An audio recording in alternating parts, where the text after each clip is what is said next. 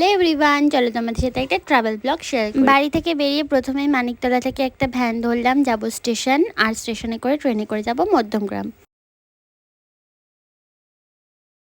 Ticket counter থেকে ticket কেটে এখন যাচ্ছি প্ল্যাটফর্মের দিকে। আমার ট্রেন হলো 7:40-এ।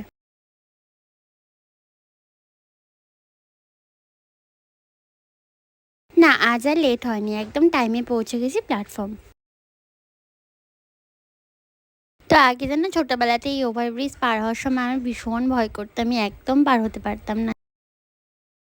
আর তার একটু পরেই আমার সখীদের মানে সখা সখীদের কল চলে এসেছিলো। এখানে কিন্তু কনফারেন্সে আমরা 3জন ছিলাম।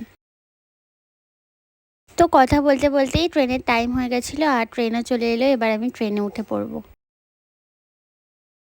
আর ট্রেনের মধ্যে লোকগুলো এমন করে তাকিয়েছিল যে ক্যামেরাটা অন করে একটা ক্লিপ নেবো সেটাও পারি। এবার পার হয়ে যাব 3 নম্বর প্ল্যাটফর্মের নিচে, যেখানে অটো স্ট্যান্ডগুলো আছে, মানে উজ্জ্বল আর বিরিয়ানির দোকানের একটুখানি সামনে থেকে।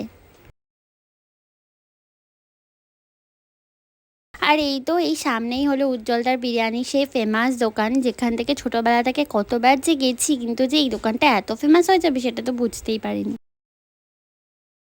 আর এই প্রতিবার রাতের বেলা যাওয়ার সময় দেখি অটো স্ট্যান্ডে লাইন পড়ে। সোদপুর যাওয়ার অটোগুলো যে এত বেশি, তারপরেও যে এত কেন লাইন পড়ে কে জানে।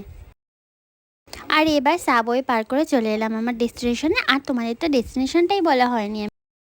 সোদপুরেতে সুন্দর ঠাকুরের জামা কাপড়, গয়না গাটি, মুকুট সব কিছুই ভালো পাওয়া যায়। তো এখান থেকে মা বলেছিল গোপাল ঠাকুরের জন্য কোলবালিশের সেট আনতে, তো ওটাই আমি একটা কিনে নিলাম।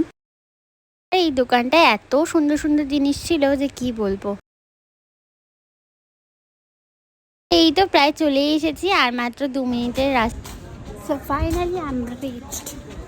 আর এই তো ফাইনালি চলেও এলাম আর খেয়ে নিলাম 1 কাপ গরম গরম চা। Thanks for watching.